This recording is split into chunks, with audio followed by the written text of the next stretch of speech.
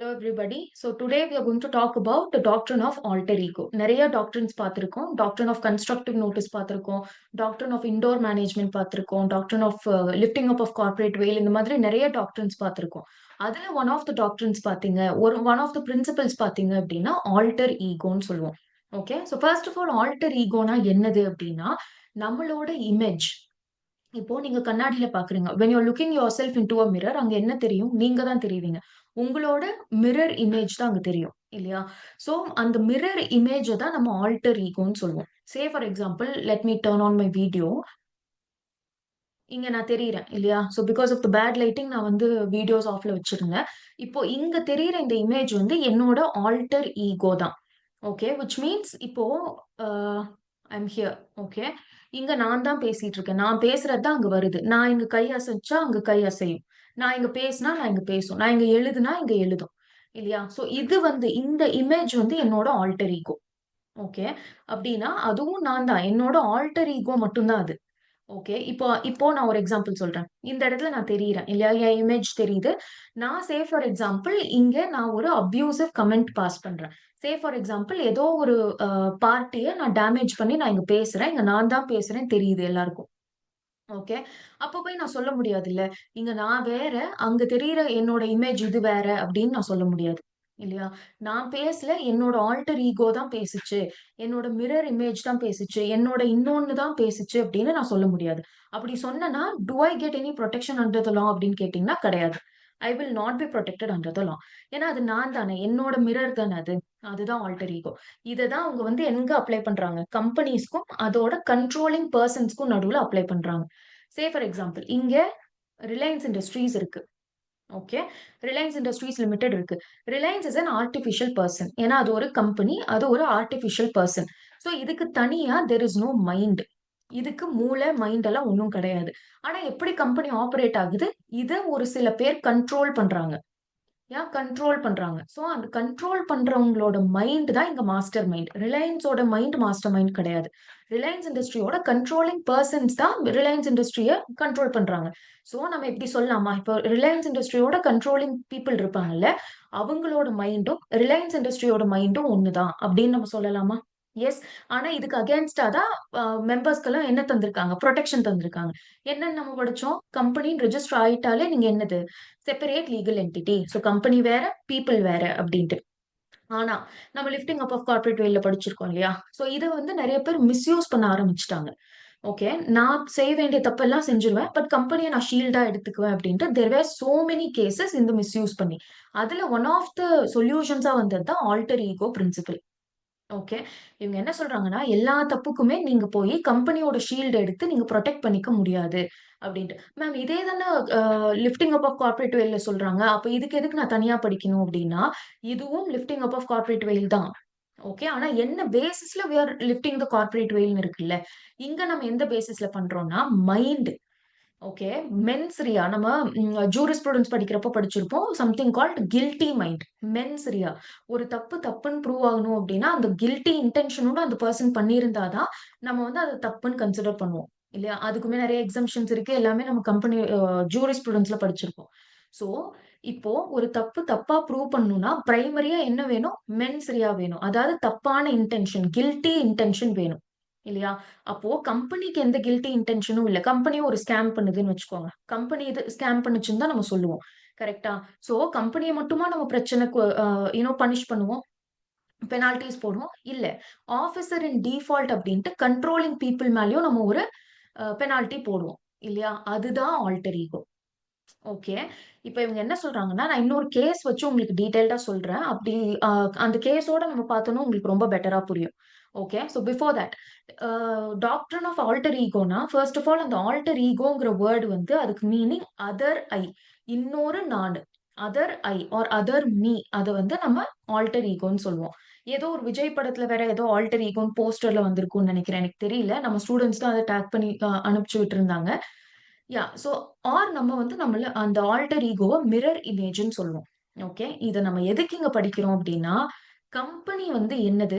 Company is a mirror image of its controlling person. இது வந்து புக்ல தெளிவா தரல. ஓகே. புக்ல it is not clearly explained. So நான் இங்க வந்து உங்களுக்கு ஒரு கேஸ் பத்தி நான் சொல்லப் போறேன். Okay. Wait a second.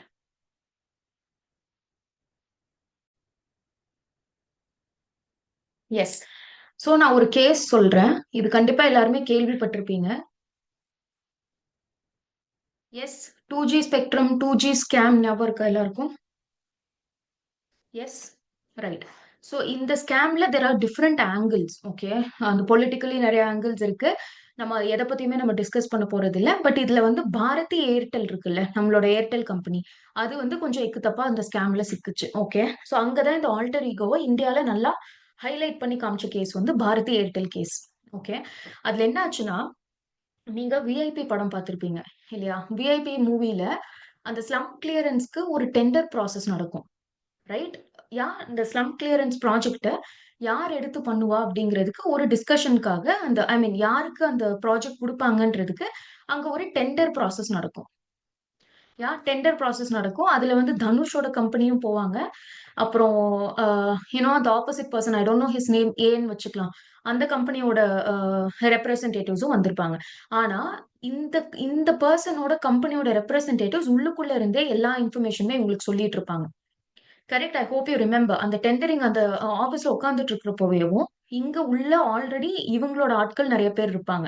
So அங்க என்னென்ன ஆகப்போது, யார் யார் எவ்ளோ பிட் பண்ண போறா, இருக்கிறதுலயே அந்த அந்த ப்ராஜெக்ட் வந்து நம்மளுக்கே வர மாதிரி அவங்க பிளான் பண்ணுவாங்க. ரைட்? இதுதான் நடந்தது இந்த ஏர்டெல் ஸ்கேம்லயும். ஓகே. இந்த 2G ஸ்கேம்லயுமேவும், கவர்ன்மெண்ட் இத யாருகிட்ட இந்த ப்ராஜெக்ட்ட குடுக்கணும் அப்படின்னு டிசைட் பண்றதுக்கு டெண்டரிங் ப்ராசஸ் நடத்தணும் இல்லையா? சோ அந்த டெண்டரிங் ப்ராசஸ்ல பாரதி ஏர்டெல்னா நம்ம ஏர்டெல் கம்பெனி. பாரதி ஏர்டெல் இதுல டைரக்டர்ஸ் இருந்தாங்க. ஓகே. டோட்டலி 5 டைரக்டர்ஸ் வந்து அதுல இன்வால்வ் ஆனாங்க. அதுல 3 டைரக்டர்ஸையும், 2 டைரக்டர்ஸையும் நம்ம தனியா பிரிச்சுக்கலாம். இந்த 3 நான் ஏன் இத பிரிக்கிறேன்னா, கிளாஸ் மாடியூல்ல இது குடுக்கவே இல்ல. பட் இது இருந்தா தான் அந்த கேஸ் ஃபுல்லா புரியும் உங்களுக்கு. So I am going to talk about this in a little detail. Okay. So Bharti Airtel கேஸ்ல அங்க இருந்து 3 டைரக்டர்ஸ் அண்ட் 2 டைரக்டர்ஸ் இருந்தாங்க. அந்த டெண்டரிங் ப்ராசஸ்ல இந்த 3 டைரக்டர்ஸ் இன்வால்வ்ட்.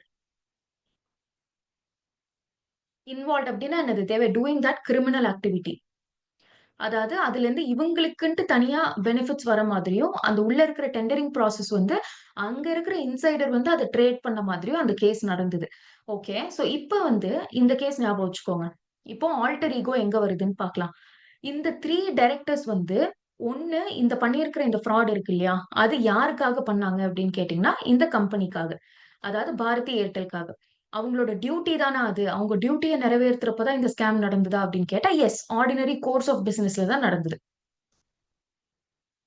அவங்களோட எம்ப்ளாய்மென்ட்ல இருக்கிறப்போ கம்பெனிக்கு ஹெல்ப் பண்ற மாதிரி தான் இந்த ஸ்கேம் நடந்திருந்தது. இல்லையா?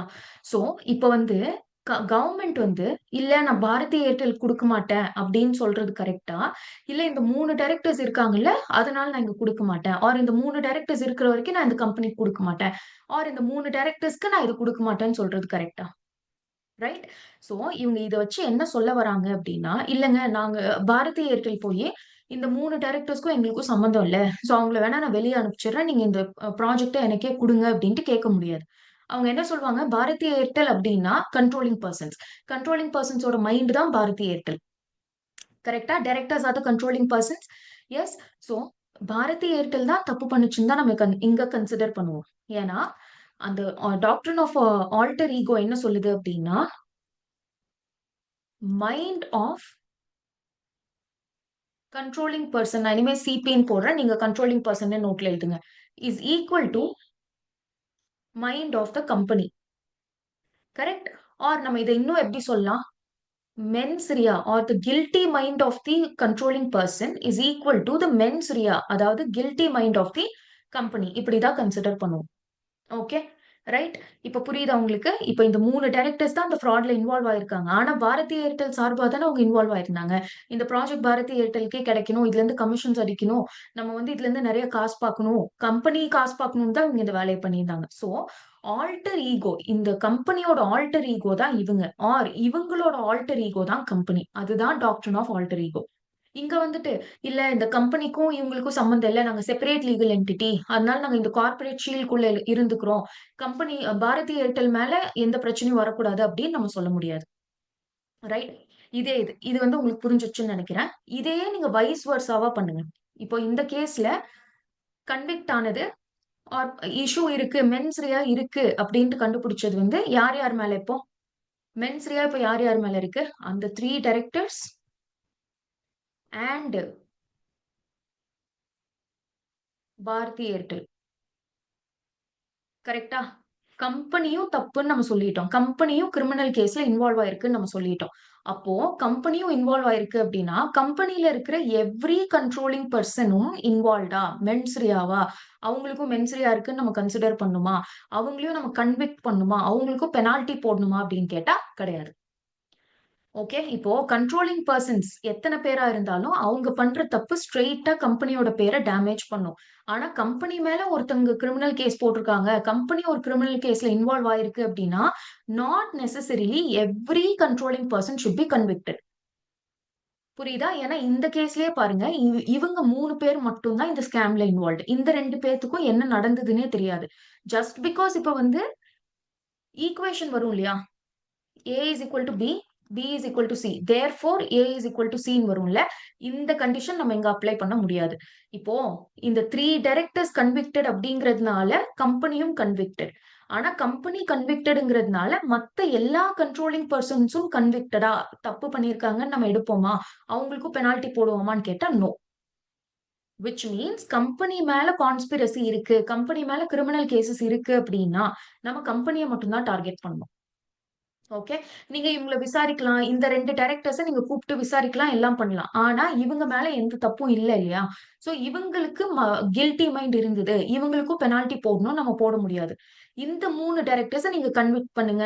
பெனால்டி போடுங்க. என்ன வேணா பண்ணலாம். ரைட்? இதுதான் ஆல்டர் ஈகோவோட ஒரு case.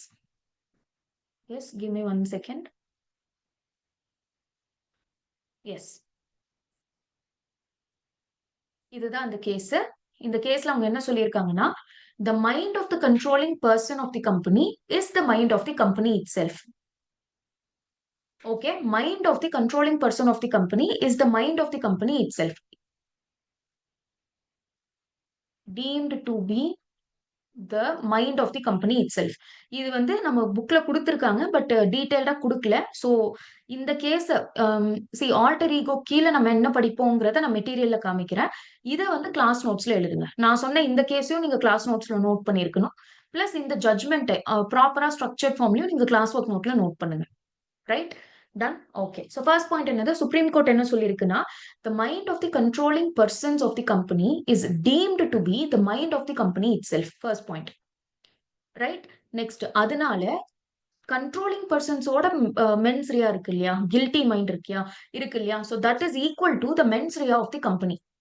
Guilty mind of the கம்பெனின்னு தான் நம்ம இதையும் கன்சிடர் பண்ணுவோம். இதையும் டீம் பண்ணுவோம். இது செகண்ட் பாயிண்ட். தேர்ட் பாயிண்ட் வந்து therefore if a criminal case against the controlling persons in the course of the business, இது ரெண்டுமே வெரி இம்பார்ட்டன்ட். கிரிமினல் கேஸ் யார் மேல போட்டிருக்கோம்? கண்ட்ரோலிங் பெர்சன்ஸ் மேல போட்டிருக்கோம். சி, இந்த 3 டைரக்டர்ஸ் இருக்காங்க இல்லையா? பாரதி ஏர்டெலோட இந்த 3 டைரக்டர்ஸ் இருப்பாங்க இல்லையா? இவங்க பண்ண எல்லா தப்புக்குமே நம்ம கம்பெனிய ரெஸ்பான்சிபிளா ஹோல்ட் பண்ண முடியாது. இதுல ஒரு டைரக்டர் வந்து தனியா ஒரு கொலை கூட பண்ணியிருக்கலாம். பட் அதுக்கும் பாரதி ஏர்டெல்க்கும் சம்மந்தம் இல்ல. எந்த தப்ப அவர் இந்த during the course of the business அந்த பிசினஸ்க்கு பெனிஃபிட் ஆகுறதுக்காக பண்ணியிருக்காரோ, அதுக்கு தான் நம்ம கன்விக்ட் பண்ண முடியும். ரைட்? சோ இந்த keywords are very important. Yes. So, if a criminal case against the company, if the criminal case is filed against the controlling persons of the company in the course of the business of the company அப்படின்னா, criminal case will be made against the company also. அந்த controlling persons வந்து அவங்களோட ordinary course of பிசினஸ்ல கம்பெனிக்கு சாதகமா ஏதாவது தப்பு பண்ணியிருக்காங்க, ஒரு கிரிமினல் ஆக்டிவிட்டி பண்ணியிருக்காங்க அப்படின்னா, அதுக்கு கம்பெனியையும் நம்ம கன்விக்ட் பண்ணுவோம். இது எந்த ரூல வந்து பிரேக் பண்ணுது? ஒரு ஜெனரல் ரூல் இருக்கு. என்னது? Company is separate legal entity. Company வேற, பீப்பிள் வேற. அது சம்பந்தப்பட்ட பீப்பிள் வேறன்னு நம்ம படிச்சிருக்கோம். அதோட ஒன் ஆஃப் தி எக்ஸெப்ஷன்ஸ் தான் வந்து என்னது? Doctrine of alter ego. Right? Done? But நான் கீழ சொன்னேன் இல்லையா? இதே இது வைஸ் வெர்சா நடந்தா என்ன ஆகும் அப்டின்னா, if a criminal case is filed against the company. நம்ம இந்த கேஸ்ல என்ன பார்த்தோம்? பாரதி ஏர்டெல் மேலயும் கேஸ் போட்டாங்க. இல்லையா? சோ பாரதி ஏர்டெல் மேல போட்ட கேஸ்க்காக, அதுல சம்பந்தப்படாத எல்லா கண்ட்ரோலிங் பெர்சன்ஸ் மேலயும் நம்ம கேஸ் எடுத்துக்க முடியுமா? அவங்கள கன்விக்ட் பண்ண முடியுமான்னு கேட்டா, அது கிடையாது. Okay. Doctrine of alter ego one சைட்ல தான் வொர்க் ஆகும். கண்ட்ரோலிங் பெர்சன்ஸ் மேல தப்புனா, கம்பெனி மேல தப்பு. ஆனா, நாட் நெசசரிலி கம்பெனி மேல தப்பு அப்டின்னா, அதோட எல்லா கண்ட்ரோலிங் பெர்சன்ஸும் தப்புன்னு நம்ம சொல்ல முடியாது. Yeah? Yeah I hope I've made this clear. So என்ன சொல்றாங்கன்னா, "if a criminal case is initiated against the company for criminal conspiracy, then it will not be deemed to be company controlling person has mens rea." Controlling பெர்சனுக்கு mens rea இருக்குன்னு நம்ம consider பண்ண மாட்டோம். First point. Second வந்து, ஆனா investigation பண்றப்போ, நீங்க அந்த 2 சம்மந்தப்படாத டைரக்டர்ஸ் இருக்காங்க இல்லையா? அந்த டைரக்டர்ஸையும் நீங்க சம்மன் பண்ணலாம். ஈவன் தோ உங்க மேல எந்த சார்ஜ் ஷீட்டும் ஃபைல் பண்ணல அப்டின்னாலும், உங்களோட கேஸ்ல ஒரு கிளாரிட்டிக்காக யூ கேன் சம்மன் தெம். சம்மன்னா என்னது? நீங்க வந்து ஆஜராகணும் ஆர் டாக்குமெண்ட்ஸ் ப்ரொடியூஸ் பண்ணணும்னு தான் சொல்ல முடியுமே தவிர, அவங்கள கன்விக்ட் பண்ண முடியாது. Right? So this was about alter ego. Let me show you புக்ல எப்டி இருக்குன்னு காமிக்கிறேன்.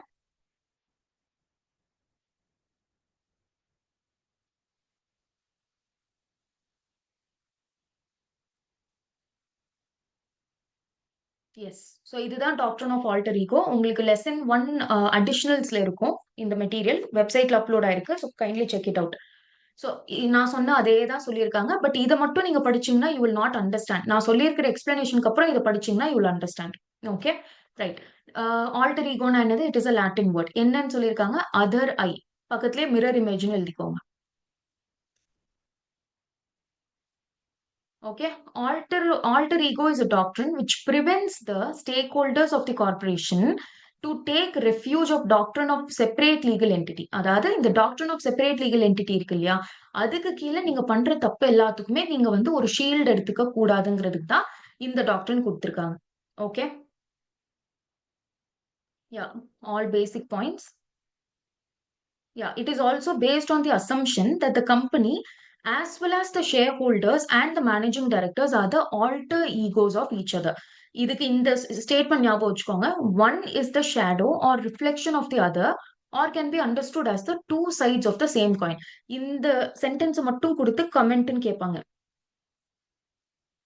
கொஸ்டின் இப்படியும் வரலாம். நம்ம இது என்ன நல்லாவே இல்லன்னு சொல்லிட்டு இந்த லைன ஸ்கிப் பண்ணிட்டு போயிருவோம்.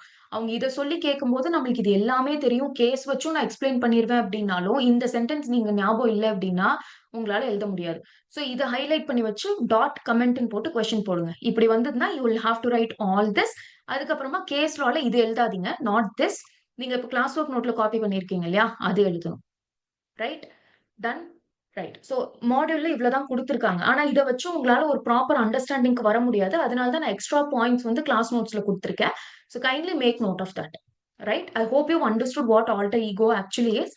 சோ அடுத்தடுத்த டாக்ட்ரின்ஸ் படிங்க. Right? Thank you so much.